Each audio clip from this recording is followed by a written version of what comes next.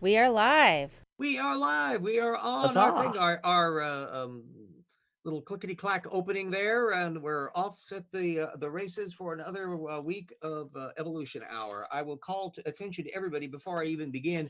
Darwin Day is coming up this week, and Eastern Washington University has been doing lectures in my neck of the woods. If there are any local colleges in your area, find out if they're doing Darwin Day stuff. If any secular societies or non-secular societies are doing any Darwin celebrations at museums or in public arenas or anything like that, connect up with them and say hi to good old Chuck.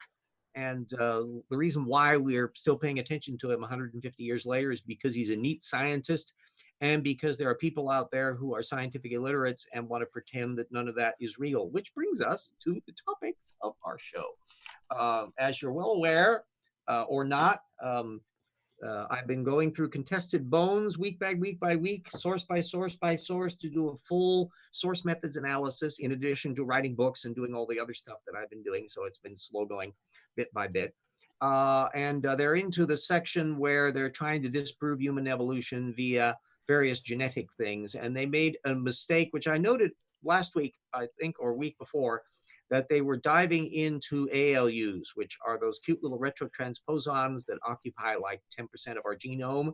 And their argument is that the ALUs are design, they are integral to life. Let me see how they like to put it in here. That they are, page previous, that they are functional and essential, and they do all sorts of things that connecting up with this A to I editing, adenosine to inosine editing, that supposedly is extremely important, and the ALUs are integral to this. And so, ta-da! They're an indication of design and not chance.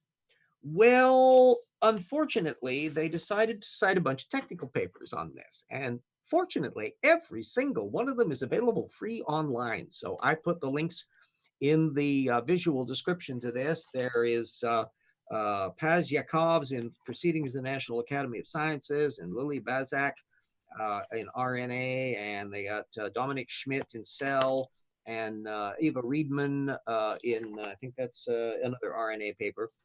And what was plainly clear is that Rupe, who was doing most of the research for this stuff, wasn't reading carefully, because what was quite clear about it is they were pointing out that, yeah, ALUs can become connected up to the regulatory system, but it's not always a nice thing.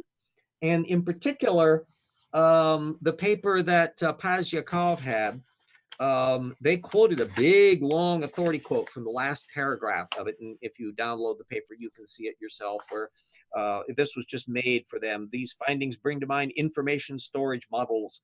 And they're arguing that attempting to speculate that the more abundant RNA editing found in the human brain may contribute to the more advanced human capabilities, such as memory, learning, and cognition.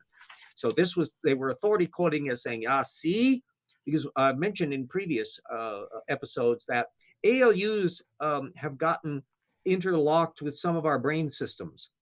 And that's probably why they've had most of the good things that ALUs can do are connected up to that. But they've got a downside.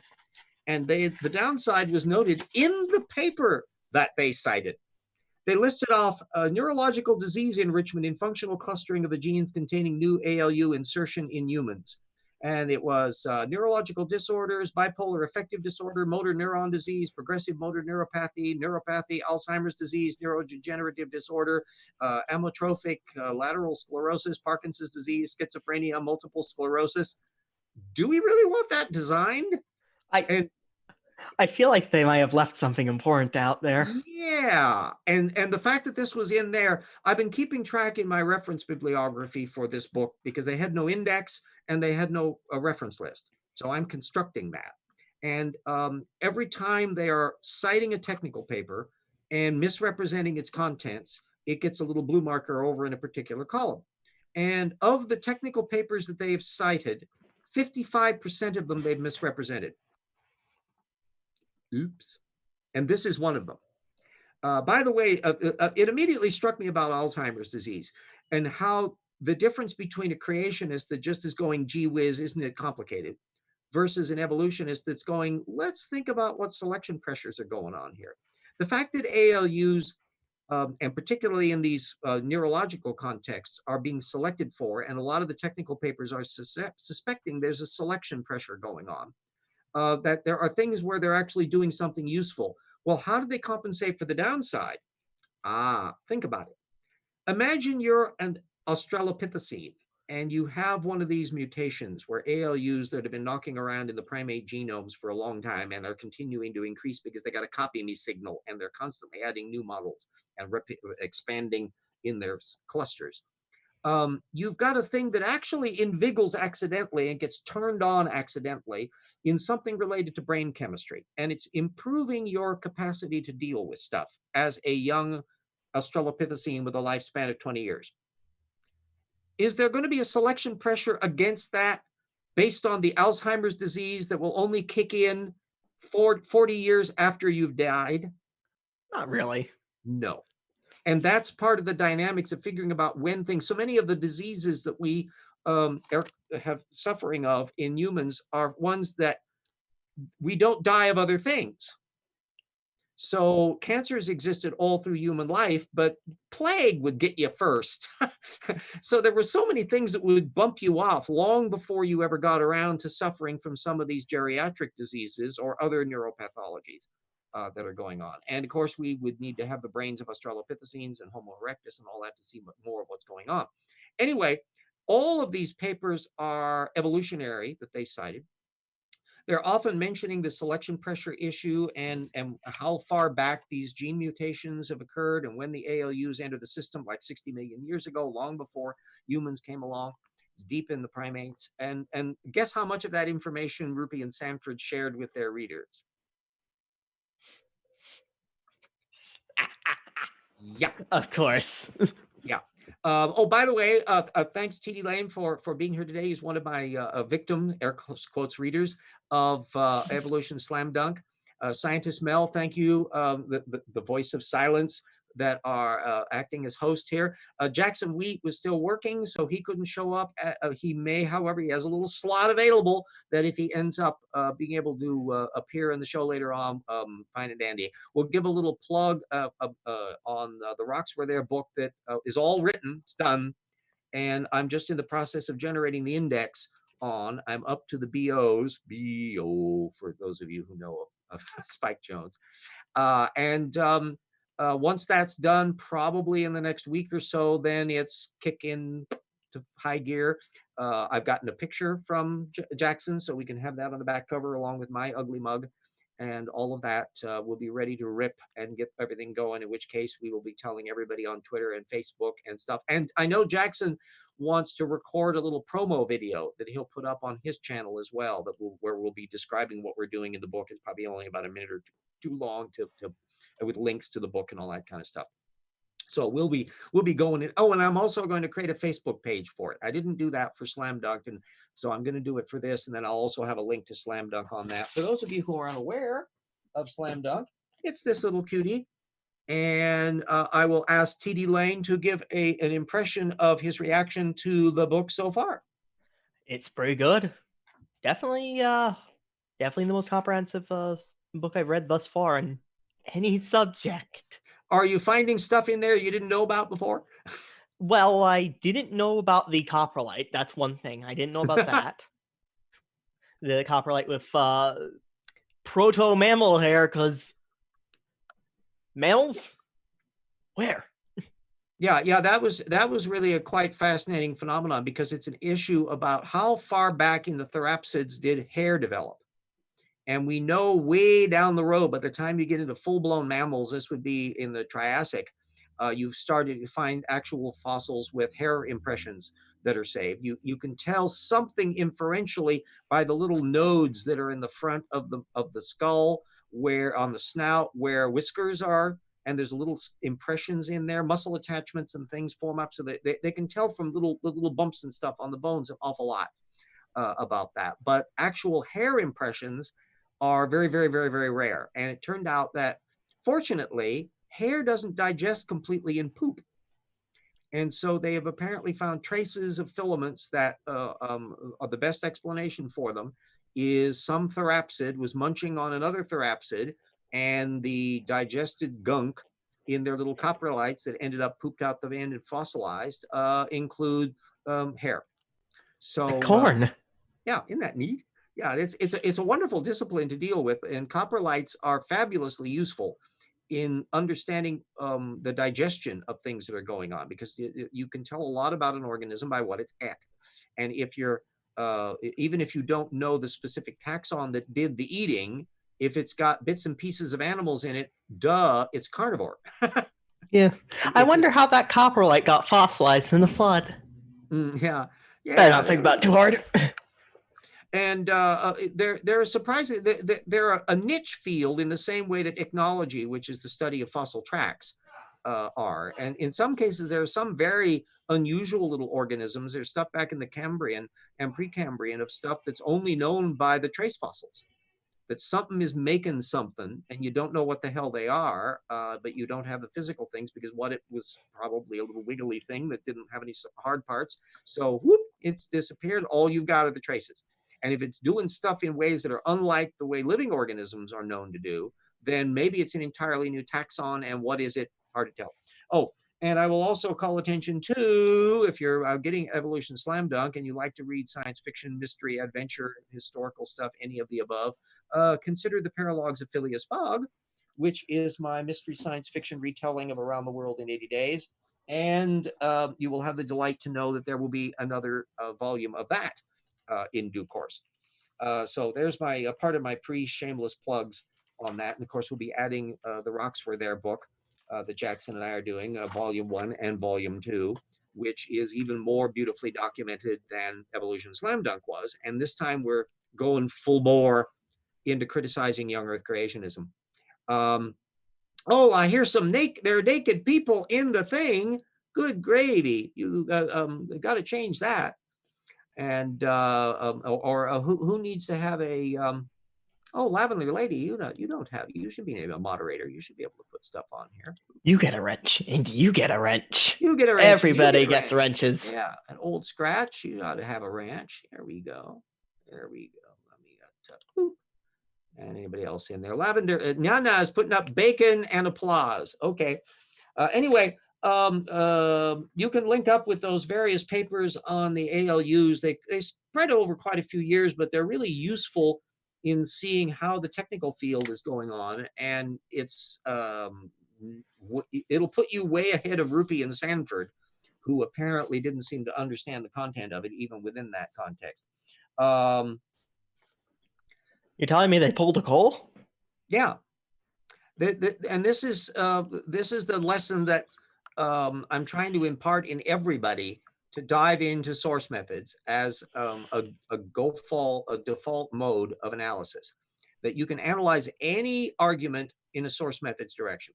If, for example, you have a posting, and we've all seen these, haven't we, with creationists, where there's a cute long, or maybe not even long, could be like a page or two website where they're telling you the fossil record is false, and they may name drop somebody or other, but there's no actual sources in it. That immediately is suspect. If they do offer a source and it's a technical paper, track it down and see what there is on it, and do a little search. You can do a search not only to find the original material. If their link goes only to an abstract, you want to get the full text. That's another thing. Look up the authors, find out what else they've done. If somebody is an anti-evolutionist, odds are, if they're citing a technical paper, they're doing exactly what Rupert and Sanford are doing. They're doing it for tactical purposes, not because they have a genuine seeking of knowledge thing. And so it's very possible that there's more to the story by what other works have been done by the scientist, or especially if it's older work, that should be raising alarm bells. Why are they citing a dated piece of work rather than more recent stuff? Find out what more recent stuff is. So you can do that just by typing the title into Google, or Google Scholar is a different kettle of fish, because that'll show you the technical papers that have cited all of that. That's also a useful tool.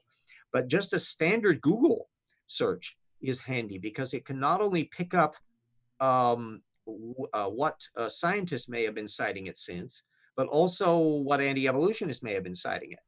So you can find out sometimes where people have been stealing their material from. especially if it's put up as an authority quote.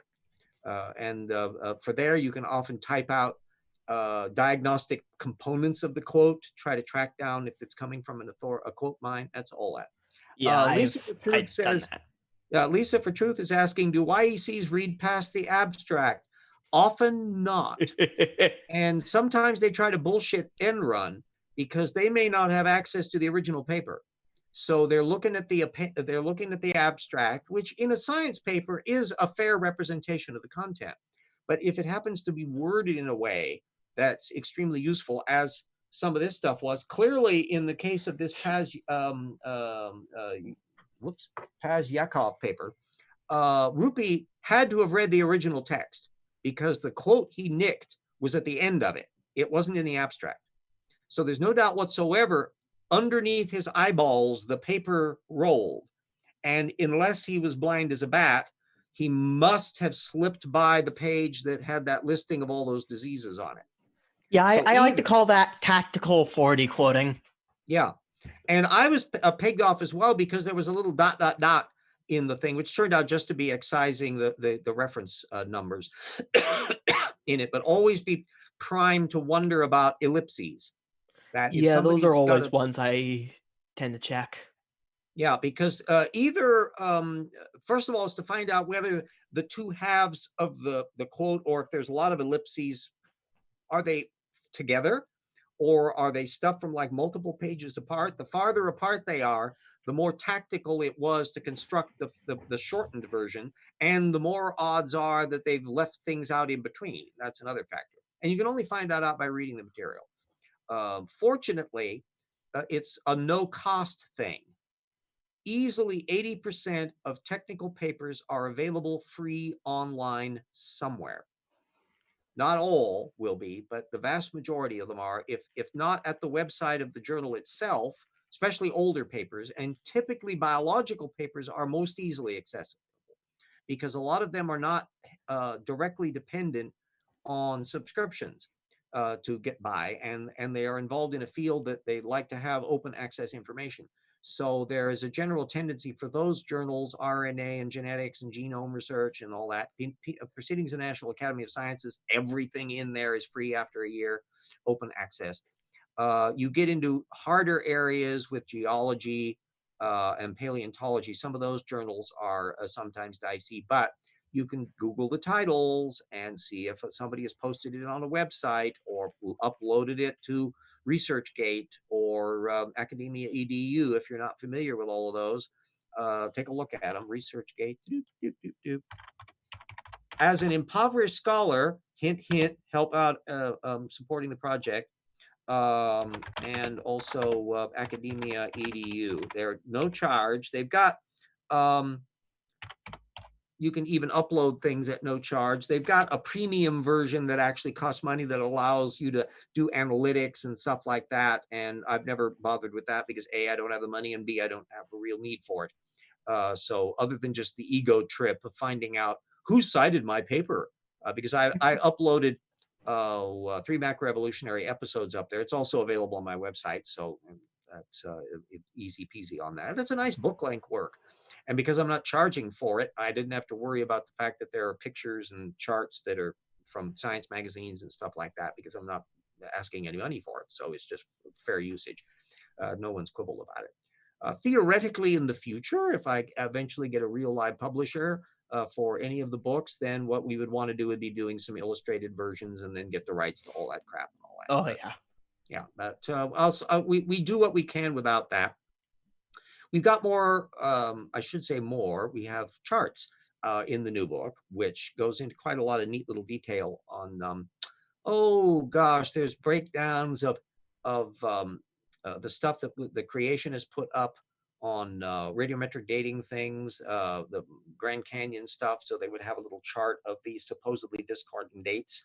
And then we started looking closer at them to find out, oh, let's put them like in chronological order and look at them. And suddenly we're getting a sense of what the geology underlying all of that is and why they're not actually discordant at all.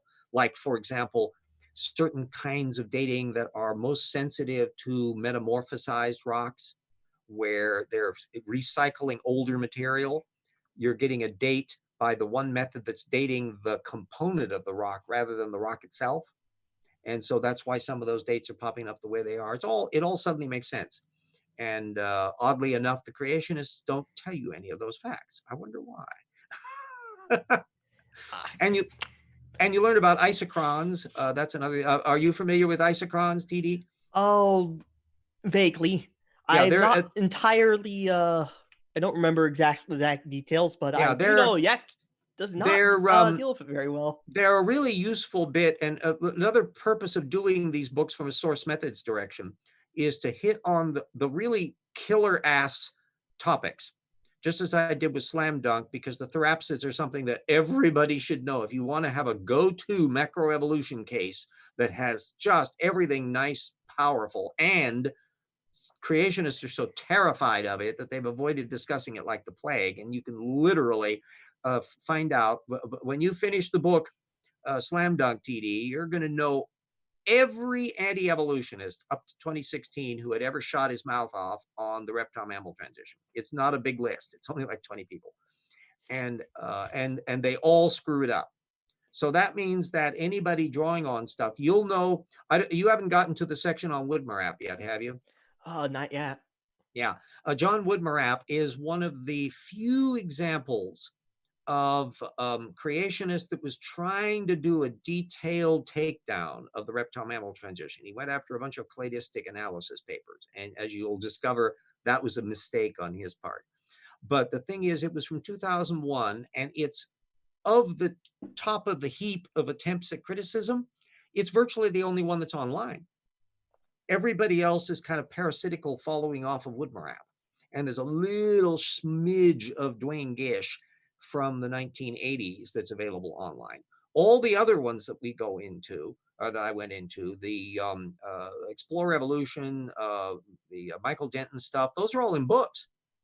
So that means they're not available online, even though they're still out there. Almost all the intelligent design attacks on the reptile mammal transition are in book form, not online.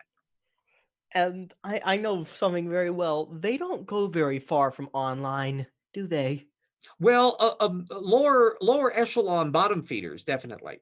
If you look at the creationist higher echelon apologists, which I delved into a teeny bit because there's so little done on the reptile mammal transition, that changes radically when we move over to the new book, because we're talking about the genetic entropy.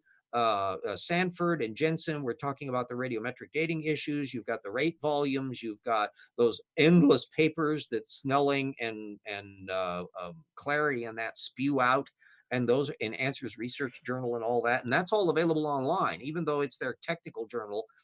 It's all freebie online. And so the degree of material that's accessible in that's where their print medium spills over into the internet stuff is very tight at that level on those technical issues. And David Menton, almost everything that we're going after is either stuff that's in ICRs and AIG's online journals, or the stuff that's just their web postings.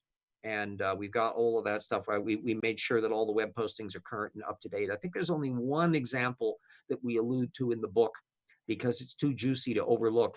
That it was we allude to a Paul Nelson interview that if you try to link to it, this is at the Discovery Institute, their podcast, the link doesn't work. And I've tried it several times. So there's no way for anybody to hear that. The one thing that pops up, some of the things that would be a problem with really incompetent pseudo scholars, like making up shit, literally, making up a quote, inventing stuff out of thin air. That's extremely rare in anti-evolutionism. There are only a handful of examples. There's a thing where, and we allude to it in the book, Hush and Steve Austin did a paper, little short thing, one of the Acts and Facts thing. But they alluded to a technical paper that doesn't exist. And I made sure it didn't exist because I wrote the damned author and asked him about it. And the author said, "What the hell are they talking about?" That's kind of a dead giveaway on that thing, but that's actually extremely rare. Slightly more common is the parasitical quote mine, in that you'll have somebody that at some stage way back in the day concocted a fake quote or a highly misrepresentative quote, where they will attribute a quote to the wrong person or splice words together that don't represent what was in the original text. And then that metastasizes like ALUs repeating themselves in the genome downstream through quote mines. Anybody that relies on a quote mine is immediately opens up the door for fact checking to determine that they're fake. We didn't go into the Bonheur case. I could have, and maybe we'll do it in volume 2.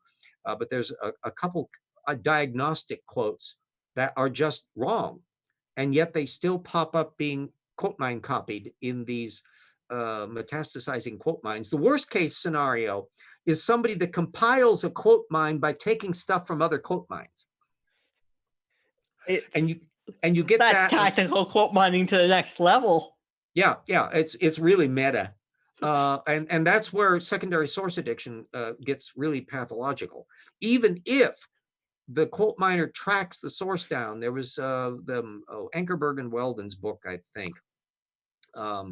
They did an appendix for another book on anti-evolutionism, and they proudly said that they made sure that every single quote was tracked down to the original source material. Still doesn't mean they were quote mining. They accurately got the text strings correct and the attributions correct most of the time. But still, then now you move to a different level. Then you're talking about how the stuff is used, and whether or not a quote mine is taken out of context, and whether you need to deal with the larger source material issues. And in virtually all cases of authority quotes that are correct in the text string department, when you look back and pull back to the widescreen and start seeing the context of the quote, that's when you realize they're misrepresenting the work. And I'm very down on that sort of a thing. If you're gonna, if when we quote stuff in our books, and I do the same thing when I'm quoting stuff, it's fairly to represent the content. And I don't like summary authority quotes unless they're so well written by the person doing it, and who's usually an expert in the field, that they've just said it better than I could, and so I might as well quote them. But other than that, I much prefer to do my own argument. It's fun that I've gotten lambasted. There's a couple weird casts that oddball Cassandra on Twitter. She oh yeah, you bumped into her. Yeah.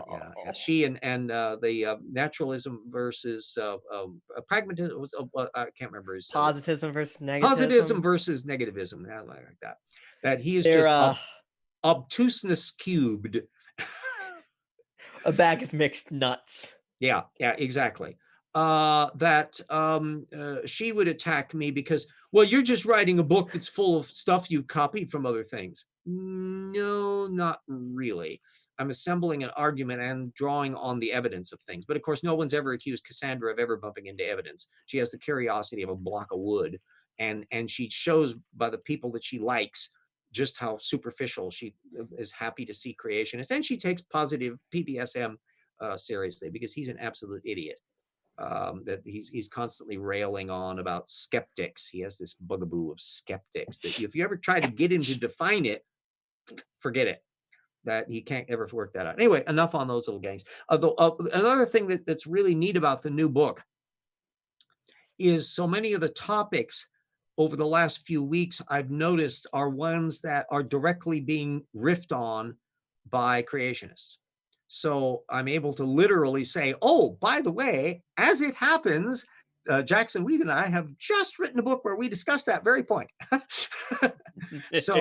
So I think it will be ridiculously useful and comprehensive in dealing with so many of the hot button items that get popped up, including newer stuff like the Whopper sand, which has just popped up in the creationist apologetics on this supposed sand. It's out in the middle of the Gulf of Mexico that supposedly was formed during the flood, and there's perfectly fine geological dating on the material. It has to do with that desiccation issue and what happens when water levels drop because of the presence of things blocking off the distance between Florida and the adjacent land masses are such, the Yucatan and that, is that if sea levels drop during an ice age, or the drainage things shift and tectonic activities are pushing stuff up, that you can really restrict the amount of water going into the Gulf of Mexico.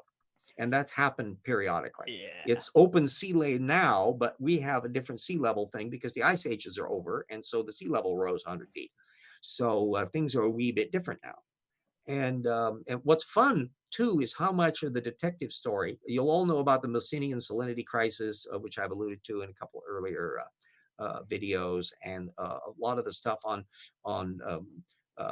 the absolutely fascinating stuff on the genuine super mega slides that can occur periodically, and the dynamics of what causes them, the particular role of carbonates that act like a lubricant, that you can move something that's the size of a modest mountain range miles fairly quickly. Yeah, it's spectacular amount of stuff, and they can see the physical remnants of all this kind of stuff.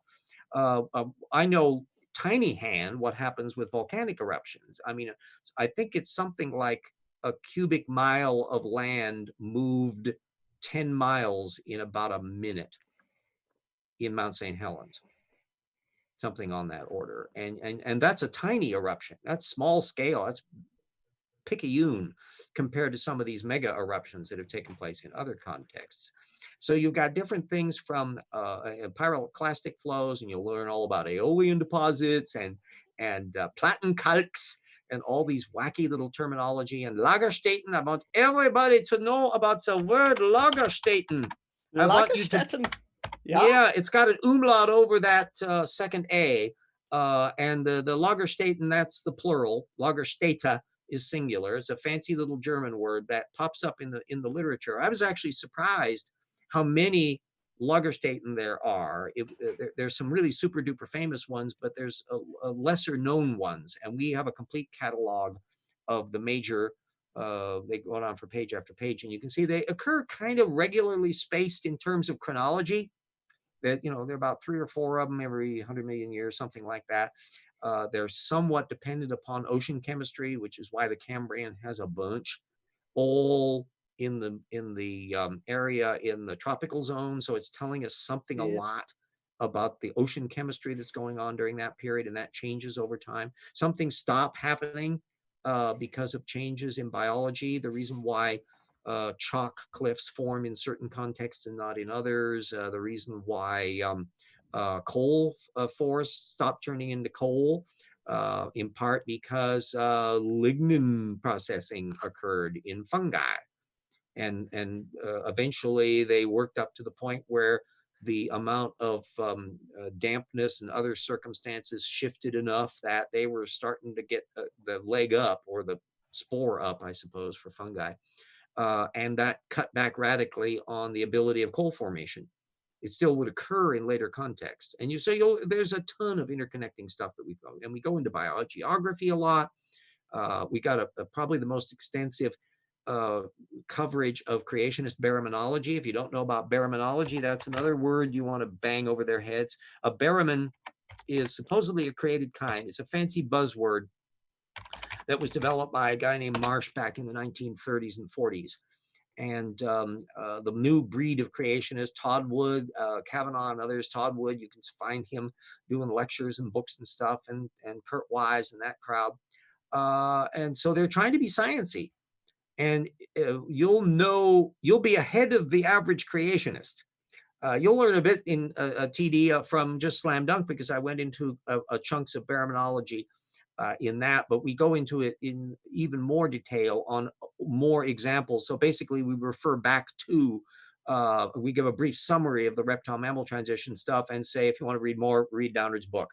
And so you'll have read Downard's book, so you'll have that under your belt and you'll know about that already. I'm about halfway past the thing. I'm going to thank my patrons. Thank you. Patrons, you have been enormously helpful. I'm still rattling my can on Twitter for the GoFundMe, which has kind of gotten moribund over the time, and I don't want people to forget all about that. But the patrons are people who are directly helping out for this very show, as well as the project in general.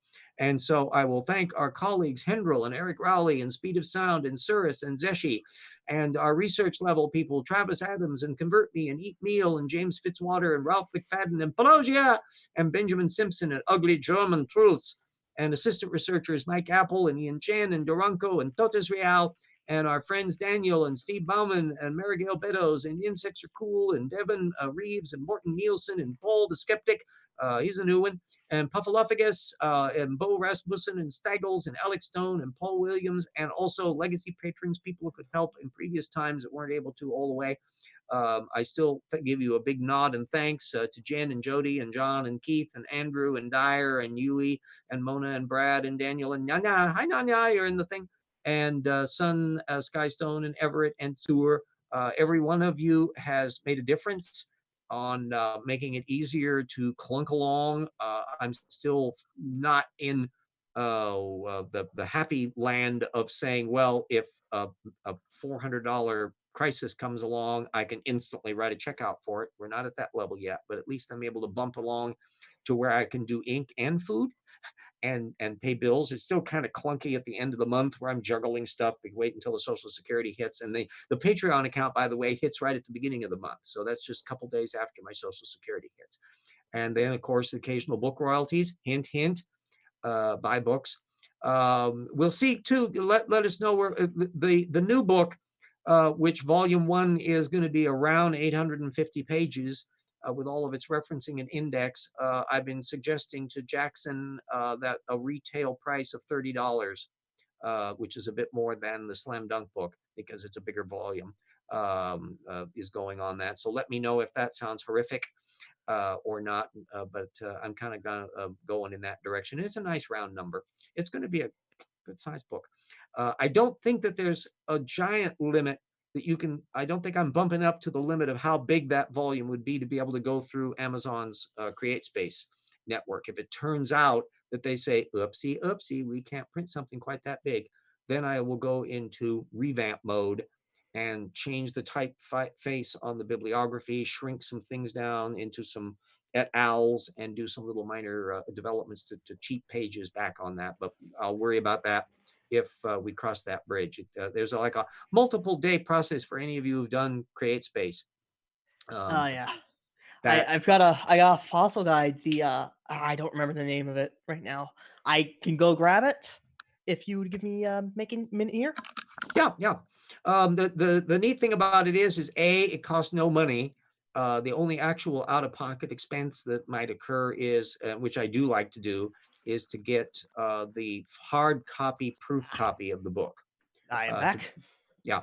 And so it's the fact that the CreateSpace permits stuff to be up and you can get some revenue from a project like this. It's and you got a physical work that you can deal with on there. It's great for amateur, out of the ordinary scholars like me. And it also is a vote of confidence. Everybody who buys the work and writes a review, we'll be making a point of sticking Christine Janis's review of Slam Dunk on the back end of the new book, talking about her praise for that. I'm very proud of the work that, thank you, Scientist Mel. RJ books are amazing fact. Yes, I'm not a bad writer. And I think hopefully you'll test to that, TD Lane. I'm making. Oh, not at all. You've been doing very well. Yeah, I I got the book. It's the Audubon Society Fields Guide. It's a bit dated because it's 2000, but it works for common fossils. Almost 850 pages. Oh, and that came And through it's the Amazon print tiny. thingy? It's tiny print. Oh yeah, well a lot of them will shrink it down to that. I'm printing, I'm formatting the book in the same 9-point for the main text as I did with Slam Dunk.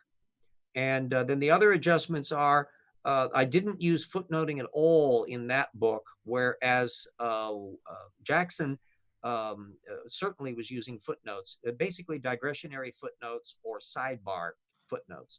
And then we did a kind of an arm wrestle through the process of that. And so I ended up putting in an additional layer, which is anything that was an excessively massive footnote. that ran across way into another page, that now becomes an in-text text box that's separate from the regular text, and it's in gray background and all that, which I got from reading another book, Lane's book on critical of creationism. They were written by a bunch of ex-creationists. Excellent book. I think in the name of God, or in the service of God, something like that. They use that format, and I thought, hey, that actually works out really quite well. So it's also a way, you will have discovered that sometimes there would be like a paragraph of references in Slam Dunk, where I would put the material in. That threw some people off. Yeah. They're not used to that. They think they have to kind of anal retentive. They have to look up everything that's in that paragraph. No, you can get back to it if you feel like it. It's just there as a listing of like a bunch of things on a particular topic. Like, say, my method is read through it, then look at the sources. Yeah, well, I basically move those sorts of things over into info boxes and footnoting. So that removes that framework from it, because there's still a need for it. Say, if you bring up a particular topic that you're not going to be discussing in great detail in the main text, but you want that information available for your readers that they can look up at their leisure, that's a way of doing it. So I learned from the experience of the feedback from the first book. And so this hopefully will be a little bit handier. The index is much more detailed than in the first book, where I was breaking it down by just the page numbers that were in there. And you would, if you have like 3 or 4 lines of page numbers, you can't really tell what refers to what, and you might need to know that. So this time I'm going into the more laborious process of breaking them down into subtopics on major topics. And so you'll be able to see things, and that way you can use that index much more effectively. Well, we're past the half hour here. I also must point out there was another half of the show. Has to do with, guess what Brazil's doing with education? They're putting it in the hands of an anti-evolutionist. Isn't that nice? Fantastic. Truly. Yeah. And there's marvel. An article by Escobar in Science magazine that's talking about all of the outrage over this. Needless to say, the intelligent design community is just thrilled. PC Myers went ballistic, and of course he's politically very left, and so he's calling them fascists. But it is fair to say, at the very least, that the regime in Brazil is very conservative. Yeah, they fall. I won't call them absolute fascists, but they definitely fall into the nationalist camp. They're the baby Yoda of fascists. Yeah. And they come from a very their anti-climate science, their environmental record's dismal. And so the fact that they've got, there's a burgeoning intelligent design community that's fed by the Discovery Institute. They have a lot of interconnections. They've held conferences down there in Brazil. So there's a feedback loop going on there of let's export the woo. And this is not something very cheery. We'll see what happens on that. The one thing we need to do internationally is have people who are like-minded, who will stand up and will blog and will do YouTubes and will write letters and get on social media and do whatever they can, that even if such people are put in power, that they're interconnecting with local media and circumstances to try to blunt the impact of this as much as possible. Because if somebody, you can use it as a litmus test. Here's one of the propositions that I do, and the reason why I make such a big deal out of this in larger context. If somebody's brain can talk themselves into thinking that evolution is not true, do you think they're going to make more decisions that are reasonable when they think about things other than evolution? I don't. I think they're going to be using the same bad method there too. And that's exactly what we see. So it's no coincidence, in the short form, because I use my little Tortucan word, use that. I know it hasn't caught fire yet, but use it, Tortucan. That it's a blanket term for anybody who has a mind shell mentality that is impervious to evidence, that believes something they want to be true, and not think about anything that could change their mind. They deal with a very narrow blob of stuff, and it's utterly impervious to evidence. And creationists manifest this, but people in all different stripes can manifest this. You can find ideological Marxists, you can find flat earthers who are usually conservative creationists and all that. There's a dynamic interconnection going on with that. And it spills over into politics. And in Brazil, it's directly related to it. That to know the Tortucan mind in anti-evolutionism is to have a window into somebody that's going to be running the education system in a major country, just as to know that there are a bunch of creationists in the Trump administration, that his major defenders are often full-blown creationists, Mark Meadows, among others. Jay Sekulow is a creationist from Pat Robertson's ACLJ. Like, duh, you want to see what Tortucans do when they're in power? There it is. And it ain't a pretty picture. And it means that they're utterly impervious to counter argument. So it doesn't matter how you can throw data at them till the cows come home, and it just bounces off the Tortucan mind shell. And since they're in charge, they're going to make their decisions no matter what, which is why it's scary to have Tortucans in political power. It was, you found that in Stalin's Russia, where they had a very different set of agendas, but they were still Tortucan minds. The Spanish Inquisition was a Tortucan system. North Korea is a Tortucan system. What goes on with the mullahs in Iran is a Tortucan system. What goes on with Putin in Russia is a Tortucan system. It's an equal opportunity stupid. Careful, Comrade RJ. You might be sent to Gulag. Yes, yes. Well, there it's or some plutonium maybe sticked in my iced tea. It's hard to tell with them. Don't forget for a moment axe to the back of the head. Putin is an ex-KGB guy, and so he carries with him a lot of baggage. That's another point. If there's beyond the methods issue, it's history. Damn it! Know the history. That we are in peril to the extent that we don't know what happened before, or let somebody else parse that down into a cartoon that becomes our history. And we see that blatantly with creationists. We go into it in the rocks were there in grave detail about the ludicrous cartoon version of paleo history that pops up amongst their highest echelon people, Andrew Snelling, Steve Austin, Clary, the floating forests. And I mean, there's stuff that you go, there's people that believe this, and you go, yeah. Do you know about accelerated radioactive decay? Yes. Isn't that, for those in the audience who haven't heard of it, accelerated radioactive decay is one of the dodges that some creationists, not all, have attempted to use, Andrew Snelling amongst others, to permit there to be the radioactive data that we see in the modern record, and to cut down on the age of things by having the radioactive decay speed up so that it may look like it's billions of years old using uniformitarian atheist science, but instead it's actually only a few thousand years old because of accelerated radioactive decay. Now, it has that's fine and dandy until you think really, really hard about that one tiny, tiny detail of the planet melting. Heat, yes, yes. That it would do, that it would not just melt, it would vaporize the planet. And what's amazing, and we quote examples of it, that there are other groups of creationists that know about that. They've done the math. They know this is a colossal problem with accelerated radioactive decay. Some are honest enough to just say, excuse me, this won't work, change the argument. Others go into the befuddled look of going, well, there is this heat problem. Maybe some way we'll figure out how to resolve it. Yeah.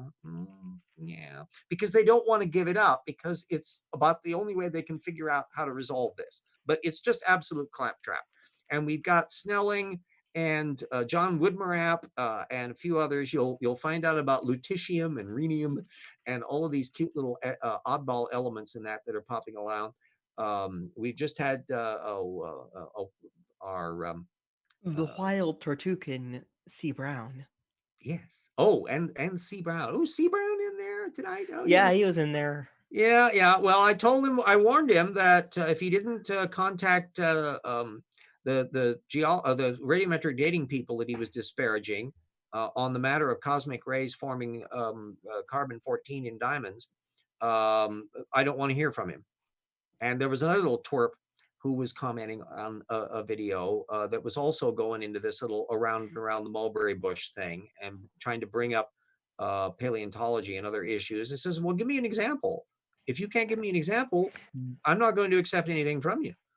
And so they want to go into these endless Mobius strip repetitions of the mantras over and over and over again because it makes them feel better. Well, excuse me. Yeah, no. So I've taken to occasionally on those. If you want to bring up a substantive argument, it may be stupid, but go ahead and try, but do it. Don't fiddle fart around with around and around and around and around and around and around and around, and you can never quite pin them down on anything. Oh, and a little side issue that I may be doing another debate on modern day hysteria with a John Maddox, and I'm not sure, he's apparently an ID advocate, and I'm not sure if he's the John Maddox I have in my reference bibliography, who doesn't sound entirely like an intelligent design advocate, or another John Maddox entirely.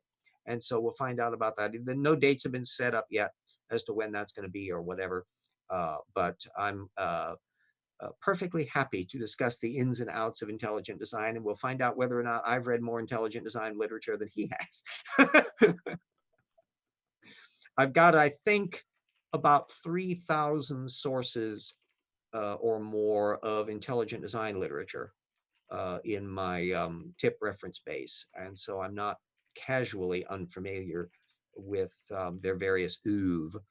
Because that's the essence of source methods. I know sometimes it's I've been accused of having an extremely tough stomach to be able to stand reading the same repetitive stuff, but that becomes a grist. If you have written one stupid article and you maintain a stupid thing and it's a one-off and you never are heard from again, that's one thing. If you make the stupid article and you repeat it again and again and again and recycle it in 5 or 6 books and then put up a video talking about it and saying that you covered all of this, that becomes a field to where you say all of this ink spilled and you couldn't discuss this and you couldn't deal with that and you couldn't fact check this. That very volume becomes a serious difficulty. Someone bringing up the name of Kent Hovind, don't say it 3 times, otherwise they'll materialize. Josh, I don't know, I may or may not have bumped into, who is that we're referring to in there that Vest is bringing up? Dr. Josh. Digihammer Hobby. Oh, okay.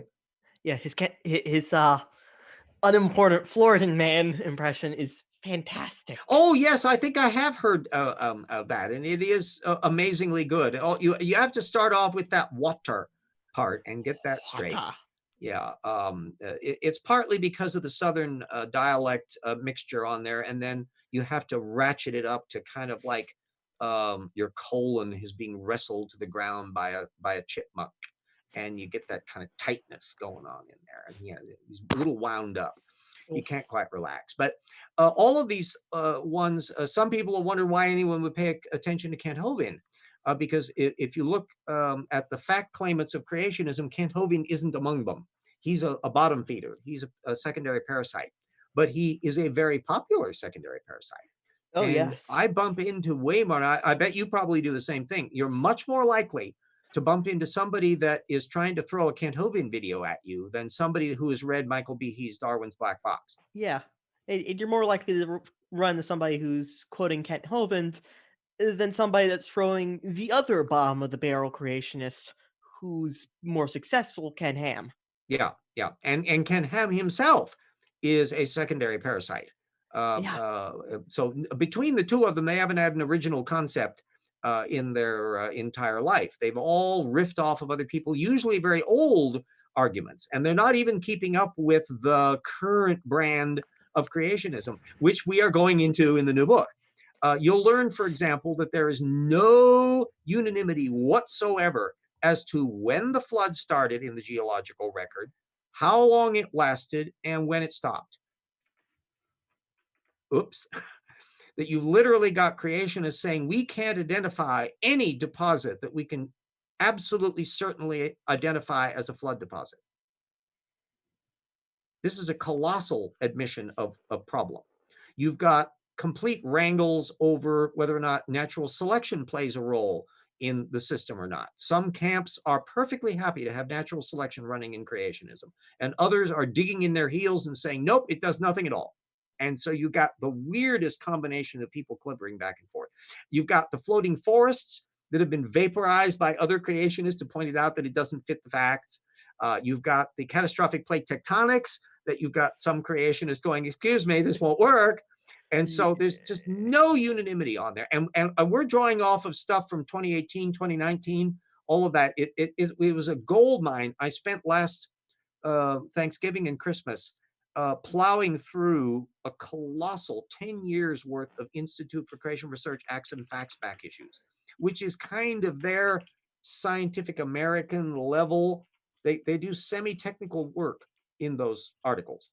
And so it's way above the little pamphlet it used to be in 2005, where it would be like 4 pages long and that kind of stuff. It's like 20 pages glossy. They send it to me free every month. Good gravy. You know, they got money to burn there. But there would be these things where when you compare that with the bunch at Answers in Genesis, there's a crossover. There's an awful lot of people, Andrew Snelling and others, spill back and forth between ICR and AIG. And then there's also the old Creation Research Society quarterly, and there's a few other little side issues going on. Although there are also little subcamps. And then you have to remember too, you're aware of why there's a Creation Ministry International, TD? Ooh, could it be because they want to spread it internationally? No, it's because there was a schism at Answers in Genesis. Oh, I fantastic. think about 2006, a bunch of Answers in Genesis people were complaining that Ken Ham was screwing with the books. And so they went through a big frublaw over that. And they Yeah, I split remember it now. they split up Answers in Genesis and CMI. And like a divorce settlement, they had to figure out what to do with the kids, which were all the different magazines they had. So that's why you find sometimes where there will be an article posting from Answers that's Answers in Genesis, and then another version of it that's posted at CMI.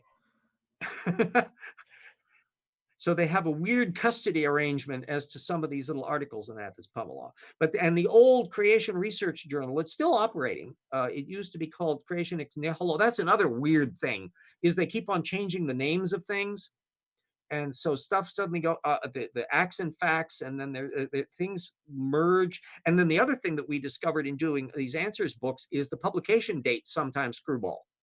So you have a book that's copyrighted 2007, and it's got information in it from 2014, but they're not changing the copyright date, and they're not even saying revised edition. So it's a weird thing. What we've done in this book is we date it according to the dating of the most recent information in it. And then other times we may list, so there would be something where it's a 2000, we categorize it as a 2014 book, even though its copyright date still says 2007. And most of the articles in it were written in 2007, but some of them have newer information, and therefore we're not calling them 2007 anymore. Scholarship is a contact sport, TD. Oh, yeah. And it's not for the squeamish. But once you get mastered with the techniques, It's like rugby, but with more brain splattering. Oh yes, and we're the ones doing the brain splattering. Oh, I think if you want to see page turners to where you're going, oh my God, did they really say that? We're getting an awful lot of that in the new book. Well, we're at 8:00 here. Let's see. We got Scientist Mel brought up bonobos. I just put the bonobo reference into the bibliography. Isn't that nice? That shows you how far I am at the index level on that. I'm still in the BOs. I have not quite hit BR yet, but we'll get there. So what we got on here? Brian Stevens says World Science Foundation had a talk on the Drake equation and covered abiogenesis as part of some good points. Yeah, I'm of multiple minds on the Drake equation. It's a perfectly valid ballpark way of framing things. an awful lot of the variables in it, for those who are unfamiliar with the Drake equation, it was an attempt back in the 1960s, as I recall, to quantify how many intelligent life forms there might be in the universe, and therefore as a measure of whether or not it was worth your trouble to put up telescopes to hunt around for things. And so it all based on how many planetary systems there are, how many of them are likely to have life on them, how many of those are likely to have intelligent life, how many of them are liable to develop to the technological stage. Um, what's interesting is some of the variables in it have undergone a sea change in the last 10 years, where we went from how many extraterrestrial, extrasolar planets do we know of? None, to like thousands now. So the variable as to how many planetary systems there are has changed totally. And what's made it really awkward for dealing with without revising the Drake equation is that when I was growing up, way back in the day in the 1960s, and was starting to think about this in science fiction context, because I would think about science fiction stories and other stuff, is that I was assuming, as pretty much everybody else was, that our solar system was probably kind of normal, so that you would have big gas giants out far and then little rocky planets inboard, and that's where you would have life. That's the Goldilocks zones, in very narrow range where we are and at the cusp for Mars and Venus. It turns out our system is really not typical, that you get, and there's almost no typical. They're finding gas giants close to stars. And so there's even some circumstance where you theoretically might have life on the moon orbiting a gas giant, orbiting close to an M-class star that is normally would be thought too cold to sustain life if you were trying to get life as far out as our Earth is. But you don't need that if you're close in. And so all of the parameters that we were thinking about for trying to figure out how many solar systems there are out the window. However, I will put a caveat up. I still think, as a rough ballpark, it's probably fair to say that you show me a planet with liquid water oceans and oxygen in its atmosphere, and that's a planet with life on it. Now, we haven't detected any of those that fall within quite that parameter yet, because they're still building the instruments that are capable of discerning the oxygen part of the thing. I think they've gotten to some on the temperature range and figuring out the water end. But free oxygen is a dead giveaway of organisms. Not quite so much for methane. That's why there's still a big debate about whether these methane burps on Mars are due to natural geological processes or due to farting bacteria buried somewhere down in the planet. That's a good name for a rock band. Yeah, the farting bacteria. As much as I'd love to see life on Mars, my suspicion is that it's probably a natural phenomenon, which is why we need to send actual geologists to Mars to be able to look into these things more closely, which is something we need way more money for, which we'll never get to unless we can not have $1 trillion deficits, so we can have budget surpluses, which means we have to raise the upper income tax rate and go back to the way it was in the 1980s under Clinton in the 90s and all of that. So that's where going to Mars has a political side to it. So how does that leave you for the thing? Vestia says, my friends in the Star Trek universe have decided that I'm part Wookiee. Lisa for Truth, do you think life could evolve on Jupiter's moons? Oh boy, that's a fun one. All but one of Jupiter's Galilean moons are inside of Jupiter's roast your balls off radiation belts. And by that, we're talking 10,000 rads, which is, it's just ridiculously high. And whether or not you can have any planet, Callisto is the only one of the Galilean satellites that's outside of that. Now, Titan on Saturn is a different kettle of fish. And Europa, which is, I think, outside of the belts, if I recall, or not. But at any rate, we also are uncertain whether organisms can survive in a radioactive environment of that type, if they're insulated underneath ice and all of that. So maybe I'll give that a really tentative. It's worth going to see. We should send expeditions to Europa and drill down and see what the hell's in their little water oceans or whatever the hell's down there. And likewise for Titan and these other places. And that involves way more sophisticated probes than what we're doing. So I'm not optimistic, but I'm not a complete like thumbs down guy on this. The other issue would be what kind of life, and is it carbon based? Is it DNA, PNA, RNA based structures? Is it there's a whole side issue. I would find it unlikely you could have a silicon based organism. You could theoretically use ammonia as a moderator instead of water under high pressures, but I suspect that's probably not a viable option in the long run either. But you show me an alien organism like the Andromeda strain, then that's based on completely different chemistry that doesn't use amino acids and all of that, then okay. But we don't have that yet. So it's an intriguing subject matter to look at. There's all sorts of reasons to go out to those planets and look in detail anyway, independent of life origins. But definitely we'd want to be looking for that as a potential side issue to go into it. So Old Scratch says, there have been many advancements in abiogenesis research then, too many to count. Yeah, I've got a monstrous pile of data. I keep track of the incoming torrent of abiogenesis work. And I will give you a teaser for the rocks were there, because I was just talking with TD Lane and scientist Mel before the show went on that we've got a juicy appendix in the new book on the amino acid codon assignments and the implications that has for the origin of life and prebiotic chemistry. And also how Paul Nelson, the intelligent design guy, suffers from cranial blockage of the rectum when it comes to the codon reassignment issue.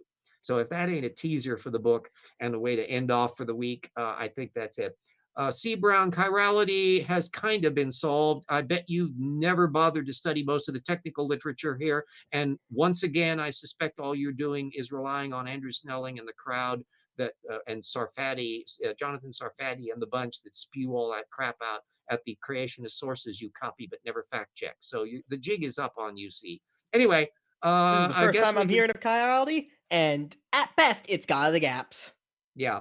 Well, and the fact of the matter is there is a preponderance of chiral things that are formed by abiotic processes. They're finding chiral amino acids in meteorites and in a variety of natural processes, that magnetic fields and cosmic rays, and there's a whole bunch of little things that skew the field in the range of that. And needless to say, you won't find out about it, C. Brown, if you restrict yourself to reading creationist literature. They suppress that information in the same way that we document that they suppress information in the New Rocks book. So there's our end plug for the night. And C. Brown, who is not a great exemplar of creationist thinking, and that's really a low bar. Scientist Mel, thank you for hosting. Thanks for TD Lenny. We didn't get Jackson here today, so I've had to do the plugging for the new book. In absence, we will be doing kind of like an advert video on Jackson's channel once everything is all finished and we're in the works on all of that. This is presumably going to be happening like this month. So keep your little dance card open, and happy Darwin Day, and see you next week. Shut her down, Mel. Gotcha.